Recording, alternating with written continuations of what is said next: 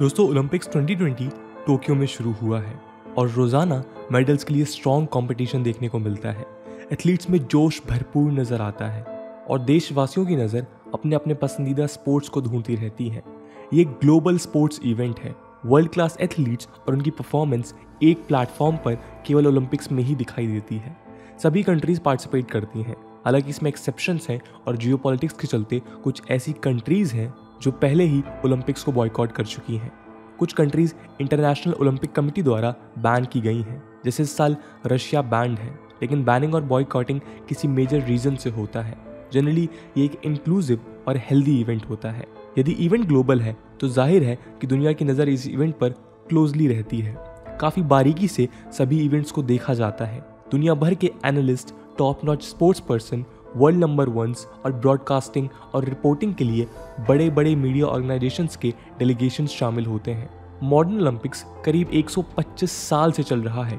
शुरुआत में कम देश पार्टिसिपेट करते थे, पर धीरे धीरे इसकी रीच बढ़ती गई।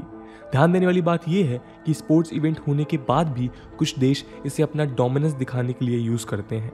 यूएसए और सोवियत रशिया ने कई सालों तक ओलंपिक्स में टॉप परफॉर्मेंस दी। दोनों देश फर्स्ट और सेकंड पोजीशन की टसल में रहते आए हैं। 1896 एथेंस में पहले मॉडर्न ओलंपिक्स हुए, जिसमें यूनाइटेड स्टेट्स, ऑस्ट्रेलिया और 8 यूरोपियन देशों ने मेडल्स अर्न किए थे। 100 साल के बाद अब 2016 रियो ओलंपिक्स तक 87 मेडल विनिंग नेशंस इमर्ज हुए, जिसमें अल्जीरिया से लेकर वियतनाम तक शामिल है। ओलंपिक गेम्स की हिस्ट्री दोस्तों वर्ल्ड हिस्ट्री के साथ साथ चलती रही है, जिसमें वर्ल्डली मेजर इवेंट्स नजर आते हैं, जैसे वर्ल्ड वॉर 1 और 2 के वक्त ओलंपिक का ना होना, कंट्रीज का rise and fall, cold war में सोवियत यूनियन की स्ट्रेंथ और चाइना का ग्लोबल प्लेयर बनकर उभरना। इसके अलावा हिटलर रजीम के वक्त हिटलर ने बर्लिन ओलंपिक 1936 में अपने पॉलिटिकल डोमिनेंस और आइडियोलॉजी को प्रमोट करने की कोशिश की थी। लेकिन दोस्तों आज हम ओलंपिक्स की हिस्ट्री के बारे में बात करने नहीं आए हैं। आज हम चाइना के ओलंपिक में प्रदर्शन को डिस्कस करेंगे। इस वीडियो में हम देखेंगे कि चाइना ऐसी कौन कौन सी स्ट्रेटजीज पर काम करता है जिसके कारण उसका ओलंपिक्स में performance one of the best रहता है। चाइना की ओलंपिक्स में ऑफिशियल शुरुआत समर ओलंपिक्स में 1952 से और विंटर ओलंपिक्स में 1980 के बाद हुई थी, पर धीरे धीरे दोस्तों चाइना ने कई सारे मेडल्स जीते और यूएसए और सोवियत रशिया को चैलेंज किया। पिछले 3 ओलंपिक्स की बात करें तो 2008 में चाइना होस्ट था और परफॉर्मेंस टॉप क्लास रही और 58 गोल्ड मेडल्स के साथ चाइना गोल्ड मेडल टैली में सबसे ऊपर रहा। हालांकि ओवरऑल मेडल्स में यूएसए ने सबसे ज़्यादा मेडल्स जीते थे। 2012 लंदन और 2016 रियो दे जनेरियो में परफॉर्मेंस उतना बेहतरीन नहीं रहा था, पर 2020 टोक्यो ओलंपिक्स में चाइना ने अब तक सबसे ज़्यादा गोल्ड मेडल्स जीते हैं। हालांकि चाइना का फोकस ज़्यादातर गोल्ड ही रहता है। रिपोर्ट्स के मुताबिक चाइना ने सिल्वर और ब्रोंज पर बहुत ज़्यादा फोकस नहीं रखा हुआ है। लेकिन इस डिस्कशन में डाइव करने से पहले एक बार हम चाइना में ओलंपिक्स की हिस्ट्री को समझ लेते हैं। नमस्कार दोस्तों, मेरा नाम है आदर्श और स्वागत है आपका स्टडी IQ में। दोस्तों जैसा China presently Olympics medal tally में नजर आता है, ऐसा हमेशा नहीं था।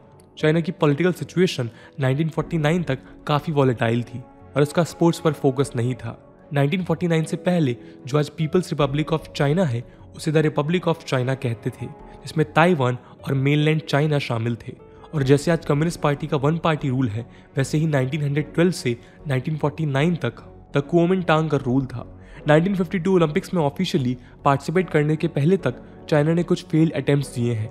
चाइना 1932 में ओलंपिक गेम्स में केवल एक एथलीट के साथ गया था। हालांकि इसने वर्ल्ड अटेंशन को अट्रैक्ट किया, पर कोई खास अर्निंग नहीं हुई।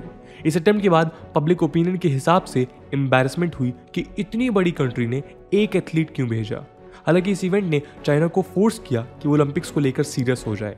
1935 में यानी बर्लिन ओलंपिक्स से 1 साल पहले चाइना ने प्रिपरेशंस, बेस्ट एथलीट्स के सिलेक्शन और ट्रेनिंग स्कूल पर 2 लाख युआन सैंक्शन किए। एक डेलीगेशन ऑर्गेनाइज किया गया जिसमें 69 competitor for athletics, swimming, basketball, football, weight lifting, boxing and cycling, 39 observers और Chinese martial art of wushu के 9 डेमोन्स्ट्रेटर शामिल थे। 150 जर्नलिस्ट भी बर्लिन पहुंचे, पर इसमें स्टेट ने फंडिंग नहीं दी और सभी जर्नलिस्ट अपने खर्चे पर गेम्स में पहुंचे। हालांकि कोई मेडल्स नहीं जीते गए, पर ओलंपिक्स के बाद wushu demonstrators Denmark, Sweden, Czechoslovakia, Hungary, Australia and Italy गए। इनके अलावा ऑब्जर्वर्स यानी स्कॉलर्स, टीचर और फिजिकल एजुकेटर्स ने यूरोप में 6 हफ्ते स्पेंड किए और वहाँ sports facilities, sports management studies और स्कूल्स और कॉलेजेस में फिजिकल ट्रेनिंग को क्लोजली ऑब्जर्व किया। ये टूर बाद में चाइना के लिए बहुत बेनिफिशियल साबित हुआ। बर्लिन के बाद 1940 और 1944 के ओलंपिक्स वर्ल्ड वॉर II के कारण हुए ही नहीं। रिपब्लिक ऑफ चाइना ने 1948 में भी ओलंपिक्स में पार्टिसिपेट किया, पर इसमें बहुत तौहीन हुई थी।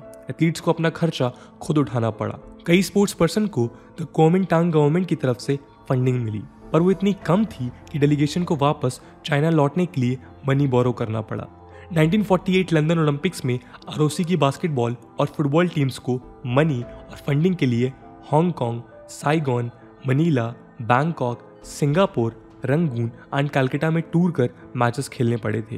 1948 के बाद चाइना में गवर्नमेंट का तख्ता पलट हुआ और कम्युनिस्ट पार्टी की रेजिम शुरू हुई। इसके बाद चाइना में ट्रेमेंडस चेंजेस आए। 48 में लंदन ओलंपिक्स के बाद कुओमिंटांग गवर्नमेंट को ओवरथ्रो किया गया और 49 में people's republic of China establish हुआ। यहाँ से शुरू होता है ग्लोबल ओलंपिक मूवमेंट, जिसमें नई रेजिम पॉजिटिव एटीट्यूड के साथ लोगों की हेल्थ और स्पोर्ट्स पर फोकस करने लगी। चाइना का मेन लैंड तो कम्युनिस्ट पार्टी के अंडर आ गया, पर कुओमिंटांग अथॉरिटीज ताइवान में बाकी थी। 1952 हेलसिंकी ओलंपिक्स में एक डिस्प्यूट पैदा हुआ जब पीपल्स रिपब्लिक ऑफ चाइना ने अपने डेलीगेशन भेजा, लेकिन चाइनीज ओलंपिक कमेटी के कुछ मेंबर्स ताइवान चले गए। प्रॉब्लम तब शुरू हुई जब कुओमिंटांग अथॉरिटीज ने इंटरनेशनल ओलंपिक कमेटी से कहा कि चाइना के मेनलैंड की टीम नहीं, बल्कि ताइवान में COC के मेंबर्स ही चाइना को ओलंपिक्स में रिप्रेजेंट करेंगे। हालांकि IOC ने उस वक्त दोनों साइड को डिसअप्रूव कर दिया, लेकिन जुलाई 15, 1952 यानी हेलसिंकी ओलंपिक्स के शुरू होने से 2 दिन पहले IOC ने एक रेजोल्यूशन पास किया कि चाइनीज ओलंपिक कमेटी यानी COC को चाइना का सोल रिप्रेजेंटेटिव माना जाएगा। डेलीगेशन काफी लेट पहुंचा और अपने रेड फ्लैग फहराया। उस वक्त यही सबसे बड़ी जीत मानी गई। हालांकि 1954 में IOC ने एक रेजोल्यूशन अडॉप्ट किया और COC को ऑफिशियली रिकॉग्नाइज किया। तब ऐसा लगने लगा था कि चाइना का रिप्रेजेंटेशन प्रॉब्लम सॉल्व है, पर ऐसा नहीं था। इस रेजोल्यूशन के बाद कुछ बहुत अनएक्सपेक्टेड हुआ। IOC की लिस्ट ऑफ कंट्रीज में 2 चाइना सामने आए। ताइवान में जो प्री 1949 से बची हुई KMT लीडरशिप थी, वो खुद को चाइना मानती थी और चाइना को 1949 के बाद PRC बना था, और दूसरा वो चाइना जो 1949 के बाद पीपल्स रिपब्लिक ऑफ चाइना बना था। 1956 मेलबर्न ओलंपिक्स के लिए रेडी PRC डेलीगेशन केवल प्रोटेस्ट करता रह गया। उनका कहना था कि 2 चाइनीज NOCs यानी नेशनल ओलंपिक कमिटीज या 2 चाइनीज डेलीगेशंस ओलंपिक गेम्स में नहीं होना चाहिए। इसके कारण चाइना को मेलबर्न और आने वाले 5 ओलंपिक्स में बैन किया गया। इससे ग्लोबल डिससेटिस्फेक्शन पैदा हुआ, क्योंकि ग्लोबली एक ही चाइना और लोगों का मानना था कि ताइवान चाइना का हिस्सा है। ये फैक्ट यूनाइटेड नेशंस की 119 मेंबर्स कमेटी ने भी एक्सेप्ट किया। लेकिन फिर चाइना को IOC ने ओलंपिक चार्टर के वायलेशन में एक्सक्लूड क्यों कर रखा था? कई सालों के बाद IOC एग्जीक्यूटिव बोर्ड ने 1979 में मीटिंग की और चाइना को IOC में रीइंस्टेट किया, जबकि ताइवान को केवल चाइनीज ताइपे ओलंपिक कमेटी के अंदर अलाउ किया। IOC ने कहा कि ताइवान इस नाम को यूज कर ओलंपिक्स में आ सकता है और अपना फ्लैग, एंथम और एम्बलम ओरिजिनल चाइनीज सिग्नेचर से अलग यूज कर सकता है। ऐसे में चाइना का सोल रिप्रेजेंटेटिव COC बन गया।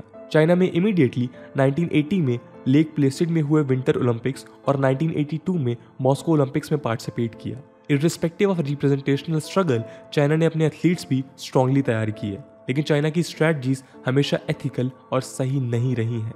कई डोपिंग के मामले सामने आते हैं और रिपोर्ट्स के मुताबिक चाइना अपने एथलीट्स को काफ़ी स्ट्रिक्टली तैयार करता है। हम एक बार देख लेते हैं कि ऐसी कौन सी स्ट्रैटेजीज हैं जो चाइना को सबसे ज़्यादा मेडल्स जिताती हैं। इंडिया की मीराबाई चानू को चाइना की हो जिहुई ने 49 किलोग्राम डिवीजन के फाइनल्स में हराया। चानू ने इंडिया के लिए सिल्वर मेडल जीता और भारत को प्राउड फील कराया। वहीं चाइना की हो जुही ने गोल्ड जीता। न्यूयॉर्क टाइम्स की एक रिपोर्ट के मुताबिक हो 12 साल की उम्र से केवल एक मिशन के लिए तैयार हो रही थी कि उन्हें अपनी बॉडी वेट से डबल वजन उठाना है। हफ्ते के 6 दिन और साल में केवल कुछ ही दिनों का ब्रेक ये गोल्ड मेडल के लिए हो का सेक्रीफाइस रहा है।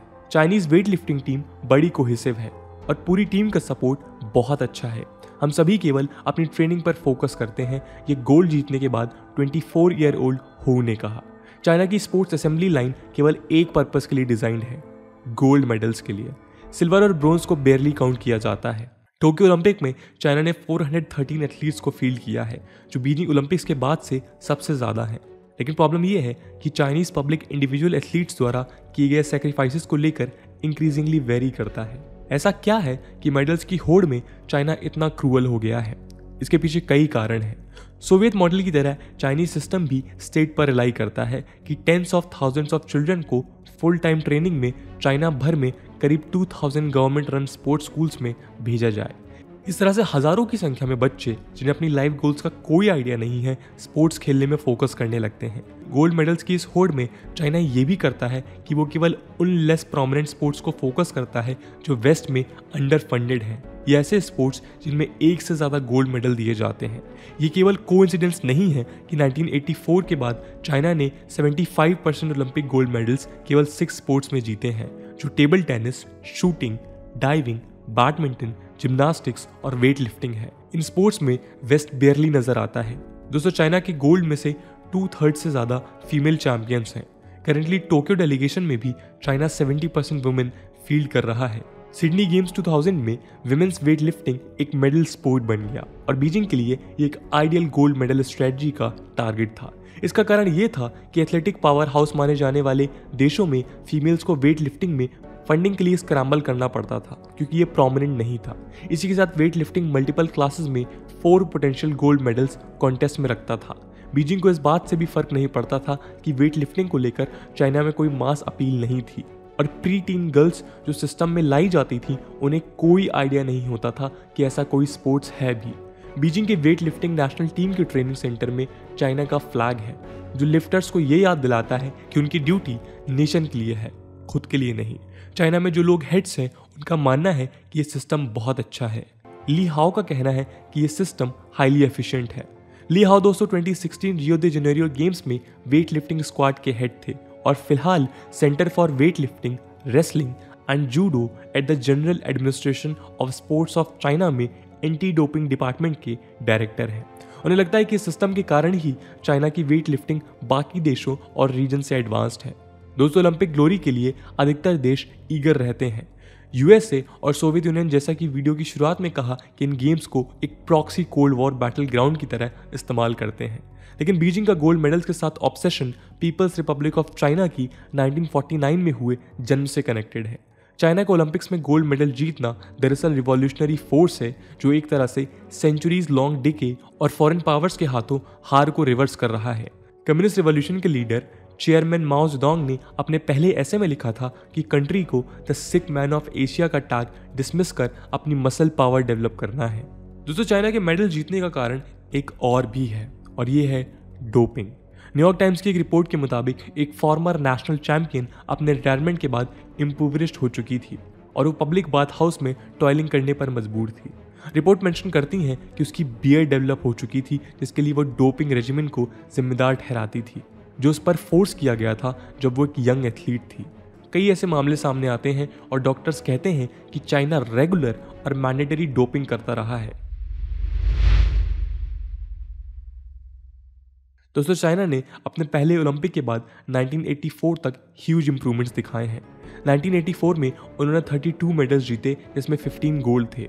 1988 में 11th रहे और केवल 5 गोल्ड जीते। बार्सिलोना 1992 और एटलांटा 1996 में चाइना ने 16 गोल्ड मेडल्स जीते। सिडनी 2000 और एथेंस 2004 में रिस्पेक्टिवली 28 और 32 गोल्ड जीते। बीजिंग में स्ट्रैगरिंग 100 मेडल्स जीते, जिसमें से 48 गोल्ड थे। लेकिन ये इतना सिंपल नहीं था, क्योंकि ये एथिकल जीत थी या नहीं, इस पर हमेशा डोपिंग एलिगेशंस के कारण डाउट रहता आया है। दोस्तों, डोपिंग का मतलब है मिलावट। ये साइंस में तब से यूज होता है जब हम सेमीकंडक्टर या अलॉयज की बात करते हैं, लेकिन स्पोर्ट्स के वर्ल्ड में भी इसे इस्तेमाल किया जाता है। स्पोर्ट में इस वर्ड को इलीगल कॉन्टेक्स्ट में यूज किया जाता है।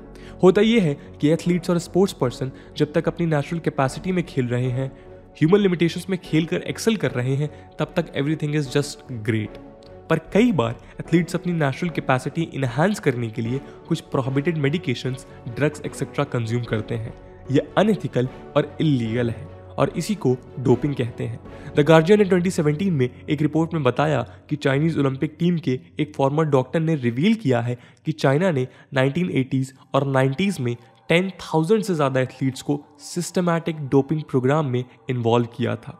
ये प्रोग्राम सभी स्पोर्ट्स पर्सनल के लिए था। डॉक्टर ने यहाँ तक कहा कि 80s और 90s में सभी मेजर स्पोर्ट्स के मेडल परफॉर्मेंस इन्हांसिंग ड्रग्स के कारण जीते गए। दोस्तों, जुए जियान 2017 में 79 ईयर ओल्ड डॉक्टर थे जिन्होंने मीडिया को ये सभी बातें शेयर की थी जिन्हें चाइनीज विसल ब्लोअर कहा गया। 2017 में उन्होंने जर्मनी में पॉलिटिकल असाइलम सीख किया था। जुए क्लेम करते हैं कि चाइना एज यंग एज 11 साल की उम्र वाले बच्चों को भी कंपलसरी डोपिंग स्कीम में इंट्रोड्यूस करता है। जुए कहते हैं कि ये रजीम है कि football, athletics, swimming, volleyball, basketball, table tennis, diving, gymnastics and weight lifting में एग्जिस्ट करती थी और जिसने भी आवाज उठाई वो जेल गया। जुए के मुताबिक 80s और 90s के मेडल्स चाइना से वापस लेने चाहिए। हाउएवर अब कोई चांस नहीं है कि रेट्रोस्पेक्टिवली मेडल्स वापस लिए जाएं क्योंकि स्टैचू ऑफ लिमिटेशंस बहुत पहले खत्म हो गई हैं।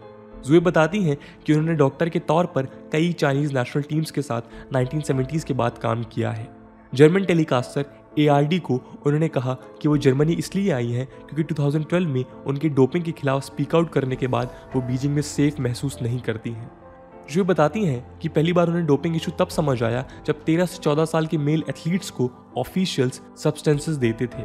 यदि कोई डोप करने से रिफ्यूज करता था तो उसे टीम छोड़नी होती थी और मैं उसमें कुछ नहीं कर सकी, ये उन्होंने कहा। उन्हें भी 1988 ओलंपिक गेम्स की नेशनल टीम के साथ काम करने से डिसमिस कर दिया गया था जब उन्होंने एक जिम्नास्ट को बैंड सब्सटेंस के साथ ट्रीट करने से मना कर दिया था। 2017 में दोस्तों एक मामला सामने आया जब 2008 बीजिंग ओलंपिक्स में 4 विमेंस ने वेट लिफ्टिंग गोल्ड चाइना को जिताया था, जिनके सैंपल्स को री एग्जामिन किया गया। बैंड सब्सटेंसेस का यूज पाया गया और चारों मेडल्स रिवोक किए गए। ऐसा नहीं है कि वेट लिफ्टिंग में डोपिंग केवल चाइना करता है, पर यह ध्यान देने वाली बात है कि किसी इंडिविजुअल की डोपिंग करने और स्टेट द्वारा बच्चों को डोप करने में जमीन आसमान का फर्क है। दोस्तों, इस वीडियो के माध्यम से हम ये बिल्कुल नहीं कहना चाहते कि चाइना का हर एक एथलीट जो मेडल जीतता है उसमें उसकी मेहनत का कोई रोल नहीं है या फिर वो सिर्फ डोपिंग की वजह से मेडल जीतता है। We have huge respect for the people जो अपने देश के लिए मेडल्स जीतते हैं, पर साथ ही साथ अगर कोई देश ऐसी मलिशियस एक्टिविटीज कर रहा है जहां पे वो मेडल्स की होड़ में अपने देश के बच्चों को डोपिंग जैसी कंसर्निंग प्रोसेस के थ्रू गुजार रहा है तो उसके बारे में चर्चा करना बहुत जरूरी है। इस पूरी प्रोसेस को लेकर आपका क्या ओपिनियन है कमेंट सेक्शन में जरूर बताइएगा। आज की वीडियो के लिए इतना ही। आई होप आपको वीडियो पसंद आई होगी और अगर पसंद आई है तो अपने दोस्तों के साथ शेयर करना मत भूलिएगा। हम मिलते हैं अगले वीडियो में, तब तक के लिए जय हिंद, जय भारत।